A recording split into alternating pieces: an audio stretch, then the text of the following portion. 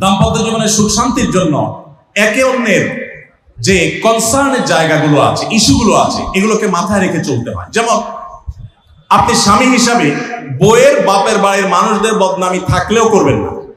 তারা কৃপণ, তারা অনেক সমস্যা আছে, এগুলো থাকলেও বউয়ের কাছে করবেন না। কারণ কোনো মেয়ের কাছে নিজের বাপ মা, নিজের ভাই বোনের কোনো দোষ শুনতে ভালো লাগে। আপনি তার কাছে বললে সমাধান হবে না, তো বরং অশান্তি বাড়বে। তাহলে কি লাভ? আপনি এগুলো ভেতরে ভিতরে রাখেন, সবকিছু বলতে যান না। এবং তাদের পারলে আরো প্রশংসা করেন যে আমার শাশুড়ির রান্নাটা খুব ভালো, মাশাআল্লাহ, আমার শ্যালকের এই গুণটা খুবই ভালো, আমার শালিকার ওই গুণটা ভালো। যত বেশি তার বাপের ভাই তারিফ করবেন, দেখবেন যে আপনার ঘর পুরাই শান্তি। ঠিক একইভাবে মা বোনরা যারা আছেন তারা স্বামীদের দুর্বল পয়েন্টগুলোকে মাথায় রাখবেন। যে কথা বললে স্বামী স্ত্রী উভয় জানেন যে যেটা বললে তার মনে কষ্ট হয় সেটা তাকে বলবেন না। অনেক মহিলা আছে বাহিরের রান্নার তারিফ শুনলে তার মাথা নষ্ট হয়ে যায়, আছে না নেই? যে ঘরে এসে বাইরের রান্নার তারিফ শুনতে চাই না। তাহলে বাইরের রান্না ভালো হইলেও এগুলোকে ভালো বলবেন না, চুপচাপ থাকবে, মিথ্যা বলার দরকার নেই। তাহলে এই বিষয়গুলো মাথায় রেখে চলা, যে কি বললে তার কষ্ট হয়, ইনশাআল্লাহ এতে দাম্পত্য জীবনে সুখ শান্তি হবে। এর পাশাপাশি 6 নম্বর হলো সময় দেওয়া। আজকাল দাম্পত্য জীবনের সবচেয়ে বড় সমস্যা হলো, তরুণ বন্ধুরা ভালো করে শুনে রাখেন, বিয়ে যারা করবেন ভবিষ্যতে আরো ভালো করে শুনে রাখেন, এই মোবাইল ফোন আমাদের দাম্পত্য জীবনকে ধ্বংস করার অন্যতম কারণ।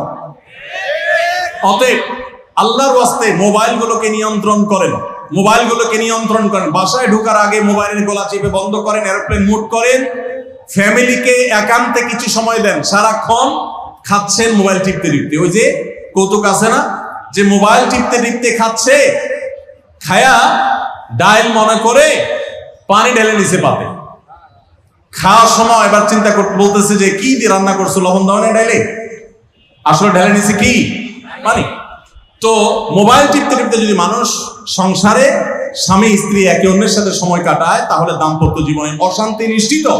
যত অশান্তি এবং যত ঝগড়া, যত ভুল বোঝাবুঝি আমাদের ফ্যামিলিগুলোতে হয়, এর অন্যতম প্রধান কারণ হলো এই মোবাইল এডিকশন, মোবাইল আসক্তি। স্বামী বলেন স্ত্রী বলেন উভয় একান্তে স্বামী স্ত্রী বাসা বাড়িতে তো অবস্থান যতদিন করবেন, ব্যবসা বাণিজ্য কাজ কাম আল্লাহর হস্তে, এগুলো সব জমা রেখে তারপর স্বামী স্ত্রী এক অন্যকে সময় দিবেন, ইনশাআল্লাহ দাম্পত্য জীবনে সুখ শান্তি আসবে। 7 নম্বর পয়েন্ট হলো, যেটা আমি একটু আগে বলে ফেলেছি, সেটা হলো অন্যের সুখের মিথ্যা গল্প শুনতে যাবেন না। অর্থাৎ আপনার কাছে কেউ যদি বলে দোস্ত বলিস না, তোর ভাবি তার রান্না, তার আচরণ, এই যে গল্পগুলো দিবে না, এগুলো শুনবেন না। সাথে সাথে বলবেন যে বেটা হয় চাপাবাজি করতেছে, আর না হলে শয়তান এগুলো আমাকে শোনাচ্ছে, আমাকে অশান্তি সৃষ্টি করবার জন্য। মহিলাদের ক্ষেত্রে এটা প্রযোজ্য, যে অনেক মহিলা এসে বলবে ভাবি, আপা কি বলবো, আর আপনার ভাই এত কেয়ারিং, কি যে যত্ন করে আমারে, আমার দিক খুব খেয়াল রাখে, একটু সমস্যা হতে দেয় না, বাইরে গেলে একটু পর পর ফোন দিয়ে মেসেজ দিয়ে খবর নেয়। বুঝবেন যে সাক্ষাৎ শয়তান হাজির হয়ে গেছে। এই লোক হয়তো সৎ উদ্দেশ্যে বলছে, কিন্তু শয়তান তাকে দিয়ে বলাচ্ছে আপনাকে অশান্তিতে ফেলার জন্য। মনে রাখবেন, যারা নিজেদের তারিফ করে তারা হয়তো পজিটিভ মানুষ দেখে তারিফ করে, তাদের সংসারে এমন এমন অশান্তি হয় যেগুলো হয়তো আপনাদের হয় না। শুধুমাত্র শয়তান ওইগুলো আপনার সামনে হাজির করছে। খবরদার, ওইগুলো দেখে খুব সহজে একে অন্যের প্রতি জাজমেন্ট করতে যাবেন না। তাহলে দাম্পত্য জীবনের সুখ শান্তির জন্য অন্যের সুখের মিথ্যা গল্প শুনতে যাবেন না। যদি সত্য গল্পও হয়, তবুও মনে রাখবেন যে হয়তো সে একটা দিক তুলে ধরছে, তাদের আরো চ্যাপ্টার আছে সেটা তারা তুলে ধরছে না। তাদের চাইতে আমরা আলহামদুলিল্লাহ কম সুখে নেই। নিজেদের পজিটিভ গুলো দেখার চেষ্টা করবেন। 8 নম্বর, ক্ষমা করতে শেখা। দেখুন, ক্ষমা করতে না পারলে দাম্পত্য জীবনে কেন, কোন জীবনে আপনি কখনো সুখী হতে পারবেন না। সবকিছুকে অনেক বড় করে দেখবেন না, অনেক কিছুকে ক্লোজ করবেন, ছোট করবেন। এবং মনে রাখবেন, আল্লাহ তাআলা ক্ষমাশীলকে ভালোবাসেন। কোরআনে আল্লাহ তাআলা একাধিক জায়গা বলেছেন, যারা ক্ষমা করে আল্লাহ তাদেরকে ভালোবাসেন। আপনি যদি বলেন যে কতবার ক্ষমা করব, যতবার আপনি আল্লাহর কাছে ক্ষমা আশা করেন, আপনি আপনার স্ত্রীকে, আপনি আপনার স্বামীকে, আপনার জীবন সঙ্গীকে, যে কোনো মানুষকে ততবার ক্ষমা করবেন। আপনি জীবনে একই পাপ কতবার করেন, আল্লাহ মাফ করবেন আশা করেন না, তাহলে আপনার আল্লাহর বান্দাকে কেন আপনি ক্ষমা করবেন না? বিধায় ক্ষমা করা এটা শিখতে হবে।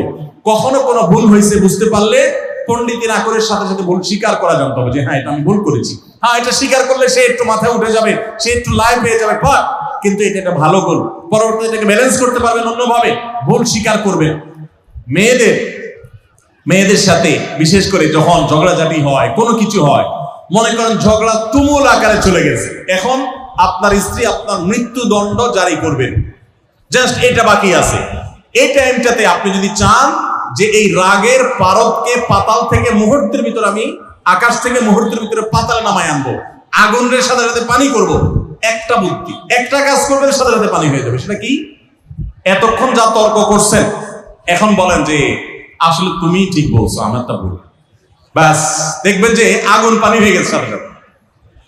তো ভুল স্বীকার করতে পারে, এটা শুধু স্বামীরা না, স্ত্রীদের ক্ষেত্রে একই কথা প্রযোজ্য। এটা অনেক বড় একটা গুণ। বিশেষ করে ক্ষমা করতে পারে। ক্ষমা করতে যারা পারে না তাদেরকে আল্লাহ ভালোবাসেন না। আল্লাহ তাআলা বলেছেন যে আল্লাহ তাআলা ক্ষমাশীল মানুষদেরকে ভালোবাসেন। এটা আমরা ক্ষমা করতে শিখবো ইনশাআল্লাহ। 9 নম্বর হলো শয়তান যে সমস্ত জায়গাতে ধোঁকা দেয় এই জায়গাগুলোকে ক্লিয়ার রাখা। যেমন একটা পয়েন্ট বলি, স্বামী স্ত্রীর মধ্যে কিছু কিছু জিনিস প্রাইভেট থাকতে পারে। আপনার স্ত্রী আপনার শ্বশুর বাড়িতে ফোনে কথা বলেছে, কি বলেছে, আম্মা তোমার সাথে কি বলেছে, তোমার আব্বা কি বলেছে, তোমার ভাই কি বলেছে, ব্যক্তিগত বিষয়গুলো খুব বেশি খোঁচাখুচি করে জানতে যাবেন না। এগুলো জানতে গেলে অশান্তি হবে। এবং অনেক সময় দেখা যেতে পারে কোনো কিছু দেখে আপনার সন্দেহ হয়েছে, তাহলে এটা পেটের ভিতর রাখবেন না। আবার খারাপ ভাবে উপস্থাপন না করে সুন্দরভাবে উপস্থাপন করেন যে আমার কাছে এরকম মনে হয়েছে। তাতে সাময়িক ঝগড়া হোক, কিন্তু আপনি ক্লিয়ার হয়ে যাবেন এবং নিজেদের মধ্যে কোনো ঝামেলা থাকবে না। শয়তান বিশেষ করে ওয়াসওয়াসা, কুমন্ত্রণা, সন্দেহের রোগ দিয়া দাম্পত্য জীবনে সবচেয়ে বেশি অশান্তি তৈরি করে। এই জন্য সন্দেহকে কোনো স্থান দিবেন না। যখনই সন্দেহ আসবে বুঝবেন যে শয়তান এটা সৃষ্টি করছে। সর্বশেষ 10 নম্বর হলো শাসন করার যদি কখনো দরকার হয়, স্বামী হোক আর স্ত্রী হোক বা সাধারণ মানুষের ক্ষেত্রে এটা প্রযোজ্য। রাগের মাথায় কখনো শাসন করবেন না। শাসন করতে হলে মাথা গরম হয়ে গেছে একটু সবর করবেন, ঠান্ডা মাথায় শীতল মাথায় তারপরে শাসন করবেন। যখন রাগ উঠছে তখন কিছু বলতে যাবেন না। আপনার রাগ উঠছে আজকে, আপনি নিয়ত করেন আগামী 24 ঘন্টা পর এটার আমি বিচার করব, একটা বিহিত করব, এটার আমি কিছু একটা করে ছাড়বো। 24 ঘন্টা টাইম নেন, ইনশাআল্লাহ আপনি নিশ্চিত থাকেন 24 ঘন্টা পর যদি আপনি এটা নিয়ে বসেন তাহলে আপনার এই বসাটা অনেক বেশি হবে ন্যায়সঙ্গত। এটাতে কোনো প্রকার সীমালঙ্ঘন থাকবে না, রাগের চোটে অন্যায় আচরণ হবে না, জুলুম হবে না, বাড়াবাড়ি হবে না, যথাযথ শাসন হবে। যে কোনো মানুষের ক্ষেত্রে এটা প্রযোজ্য। আপনার একটা ছেলে এমন কোন অন্যায় কাজ করছে, আপনি এখন তাকে মাথা হট হয়ে গেছে, এখন শাসন করতে গেলে জুলুম হয়ে যেতে পারে। একটু সবর করেন, সময় নেন, দেখবেন রাগটা প্রশমিত হয়ে লেভেলে চলে আসছে। এরপর যদি শাসন করেন দেখবেন জুলুম হবে না। তো স্বামী স্ত্রী উভয়ের ক্ষেত্রে একই কথা প্রযোজ্য। ঝগড়া যখন করতে মন চায়, মেজাজ যখন গরম হয় তখন না করে একটু পরে করেন। আমি সৌদি আরবে প্রবাসে যখন ছিলাম আমি দেখেছি অনেক বাংলাদেশি ভাইরা, তখন নেটের এত বেশি প্রচলন ছিল না, তারা মোবাইলে একটার পর একটা কার্ড রিচার্জ করতো 50 রিয়াল 100 রিয়াল দিয়া। কেন? শুধুমাত্র বউয়ের সাথে ঝগড়া করার জন্য। কিসের জন্য? কারণ কথা বলতেছে, মনে করেন কোন একটা বিষয় নিয়ে তুমুল বিশ্বযুদ্ধ বেঁধে গেছে দুজনের, এখন এই পাশ থেকে ওই পাশ থেকে কথা চালাচালি ঝগড়াঝাটি চলতেছে, চিল্লানি চেঁচামেচি, হঠাৎ করে লাইন কেটে গেছে, ব্যালেন্স শেষ, দৌড় দিয়ে চলে গেছে দোকানে, এই তাড়াতাড়ি একটা কার্ড দেন ভাই, তাড়াতাড়ি রিচার্জ করতেছে। কেন? তাকে এখন কি করতে হবে? অসমাপ্ত ঝগড়ার সেকেন্ড ইনিংস শেষ করতে হবে। আবার কার্ড শেষ হয়ে যাচ্ছে, ইনিংস ঘোষণা হয়ে গেছে, আবার যে সে কার্ড রিচার্জ করে থার্ড ইনিংসে ঝগড়া করছে। কত বড় বেকুব, চিন্তা করে, কত বড় বিপদ দিয়ে দেয়। এই ঝগড়াটা স্বামী স্ত্রী দুই জায়গায় থাকেন, ফোনে যদি ঝগড়া হয়, আমি বুদ্ধি দেই যে ফোনটা যখনই দেখলেন যে ঝগড়া শুরু হয়ে গেছে তখন সাথে সাথে মোবাইলটা অফ করে ফেলেন। অফ করে 3 দিন মাত্র রাখেন, অন্য একটা নাম্বার বাটন ফোন দিয়ে আপাতত অফিসের কাজ কাম ছাড়েন, আর বইয়ের সাথে যোগাযোগের নাম্বারটা 3 দিনের জন্য বন্ধ রাখেন। 3 দিন পরে মোবাইলটা আস্তে করে ওপেন করেন। এবার নিয়তি করেন যে ঝগড়া এটাই হবে। বরে বলবেন দেখো তোমার সাথে ঝগড়া এখানে এই পর্যন্ত থামতেছে, আমরা এখান থেকে আবার শুরু করবো ইনশাল্লাহ 3 দিন পর। 3 দিনের বিরতি দিচ্ছি, যুদ্ধ বিরতি, যথারীতি 3 দিন পরে আমরা আবার শুরু করব। 3 দিন পরে যদি শুরু করেন, আমি তো দায়িত্ব নিয়ে বলতে পারি, লিখিত দিতে পারি আপনাকে, 3 দিনের পর যখন আবার নতুন করে শুরু করবেন ইনশাআল্লাহ দেখবেন আগের ঝগড়ার যে দুইজনের একজনেরও আর কিছুই নেই। এখন বউরে যদি বলেন 3 দিন পরে ফোন দিয়ে বলেন হ্যাঁ বলো তুমি জানি কি বলতেছিলাম, দেখবেন যে আর কথা খুঁজে পায় না। আর আপনিও যদি বলেন যে হ্যাঁ আমি জানি কি বলতেছিলাম, দেখবেন এখন ঝগড়া করে জুত পাবেন না, গিয়ার একেবারে নরমালে চলে আসছে। এই জন্য ভাইরা রাগ যখন হয় ওই টাইমটাতে ঝগড়াঝাটি করতে হয় না, তাহলে সেক্ষেত্রে দাম্পত্য জীবনে অশান্তি থেকে অনেকখানি বাঁচা যায়। যে ঠিক আছে আমরা ঝগড়া করবো, এই বিষয়ে আমরা এখন কথা বলবো না, কালকে কথা বলবো, একটু অপেক্ষা করেন, উভয়ের জন্য সেখানে কল্যাণ থাকবে। আল্লাহ তাআলা আমাদের সবাইকে এসব বিষয়গুলোকে দেখে মেনে চলার তৌফিক দান করুন। আমি আবারও বলছি এই 10টা পয়েন্ট। নাম্বার 1, দাম্পত্য জীবনের সুখ শান্তির জন্য আল্লাহ তাআলার কাছে অনবরত সূরা ফুরকানের 74 নম্বর আয়াতে যে দোয়াটা আছে, রব্বানা হাব লানা মিন আজওয়াজিনা ওয়া যুররিয়াতিনা কুররাতা আয়ুন ওয়াজআলনা লিল মুত্তাকিনা ইমামা, এই দোয়া এছাড়া সাধারণভাবে আল্লাহর কাছে দোয়া করতে থাকে, আল্লাহ জীবনে যেন সঙ্গী হিসেবে যাকে পাবো সে যেন আল্লাহ ভীরু হয়, মুত্তাকি হয়, ভালো মানুষ হয়। এরপরও যদি খারাপ মানুষ পড়ে যায় তো মনে রাখবেন ফেরাউনকে আল্লাহ তাআলা আসিয়ার মতো নেককার মানুষ দিয়েছেন, আসিয়ার মতো নেককার মানুষের কাছে ফেরাউনের মতো অত্যাচারী স্বামী দিয়েছেন। আবার আল্লাহ তাআলা নূহ আলাইহিস সালামের মতো মানুষকে, লূত আলাইহিস সালামের মতো মানুষকে তাদের অবাধ্য এবং আল্লাহর প্রতি ঈমান আনে নাই এমন নারী, এমন স্ত্রী দিয়েছেন। অতএব পরীক্ষা হিসাবে নেবেন, কিন্তু দোয়া করতে থাকবেন। নাম্বার 1 হলো দোয়া করতে থাকা। 2 নম্বর হলো জীবন সঙ্গী নির্বাচনের ক্ষেত্রে ধার্মিকতাকে সবকিছুর উপরে প্রাধান্য দিবেন। ধার্মিকতা থাকলে বাকি সবকিছুতে কম্প্রোমাইজ করবেন, এক্ষেত্রে কম্প্রোমাইজ করবেন না। অনেকে বলে, মেয়ে যদি বলে না ধার্মিক ছেলের সামনে বিয়ে বসবো না, তো বাপ মা বা অন্য অনেকে বোঝায় যে না তুমি একটু কম্প্রোমাইজ করো, ছেলেকে পরে নামাজি বানাই নিও, ছেলের টাকা পয়সা আছে এটা ঠিক রাখো, নামাজি পরে বানাই নিও। সব সময় রেডিমেড পাইলে আপনি আর বানাতে যাবেন কেন? আগে দিনদারিতা দেখবেন, টাকা পয়সাওয়ালা বানাই নেওয়া যাবে, অন্য কিছু বানাই নেওয়া যাবে, কিন্তু দিনদারিতা সবকিছুর উপরে যেন থাকে। 3 নম্বর হলো সবর এবং শুকর। স্বামী স্ত্রী উভয়কে এটা যদি চূড়ান্ত ভাবে অবলম্বন না করে দাম্পত্য জীবনে শান্তি সম্ভব না। 4 নম্বর হলো একে অন্যের ভালো কাজগুলোর স্বীকৃতি দিতে জানতে হবে এবং প্রশংসা করতে জানতে হবে। এটা অনেক বড় একটা গুণ স্বামী স্ত্রীর, পরস্পরের প্রশংসা করতে পারা। এবং প্রশংসা করাটা একটা ভালো গুণ স্বামী স্ত্রীর। প্রশংসা করতে গিয়ে মিথ্যা বললে, বাড়িয়ে বললেও সেটা গুনাহ হবে না, স্বামী স্ত্রীর ক্ষেত্রে শুধুমাত্র এটা স্পেশাল। আর 5 নম্বর হলো স্বামী স্ত্রী পরস্পরের দুর্বল জায়গাগুলোতে আঘাত করা যাবে না।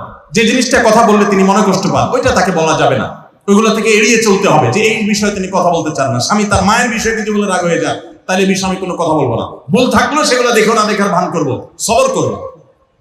আর 6 নম্বর হলো স্বামী স্ত্রী একে অন্যকে সময় দিবেন।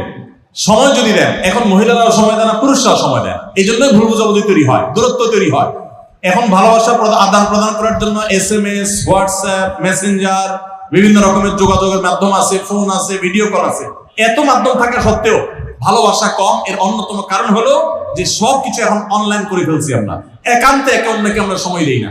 সময় দেওয়াটা হলো একটা বড় কাজ। 7 নম্বর হলো অন্যের সুখ শান্তিতে আছে, তাদের ঝগড়াঝাটি হয় না, তারা একে অন্যের প্রতি খুব কেয়ারি। এই সমস্ত গল্প শুনে, মিথ্যা গল্প কিংবা সত্য গল্প শুনে প্রতারিত হতে যাবেন না। মনে রাখবেন আপনি তার চাইতে অনেক দিক থেকে সুখে আছেন, সেটা হয়তো আপনার মাথায় আসছেন, আপনি খুঁজে বের করেন, নিশ্চয়ই অনেক সুখের পয়েন্ট আল্লাহ আপনাকে দিয়ে রেখেছেন। আর 8 নম্বর হলো একে অন্যকে ক্ষমা করতে জানতে হবে, কোনো কিছু ভুল হলে স্বীকার করতে জানতে হবে। 9 নম্বর হলো একে অন্যের প্রতি সংশয় করা, সন্দেহ করা, রোগ থেকে বেঁচে থাকতে হবে। সন্দেহ করা খুবই খারাপ জিনিস এবং সন্দেহের সূত্র তৈরি হতে পারে, সেই পথগুলো বন্ধ করে ফেলতে হবে। আর 10 নম্বর হলো যদি একে অন্যের কোনো ভুল সংশোধন করতেও হয়, রাগের মাথায় সেটা করা যাবে না, বরং ঠান্ডা মাথায় করতে হবে। ঠান্ডা মাথায় যখন একটু ফ্রেশ হবেন, নরমাল হবেন, তারপরে করতে হবে ইনশাআল্লাহ, তাহলে ব্যালেন্স হবে এবং জুলুম হবে না।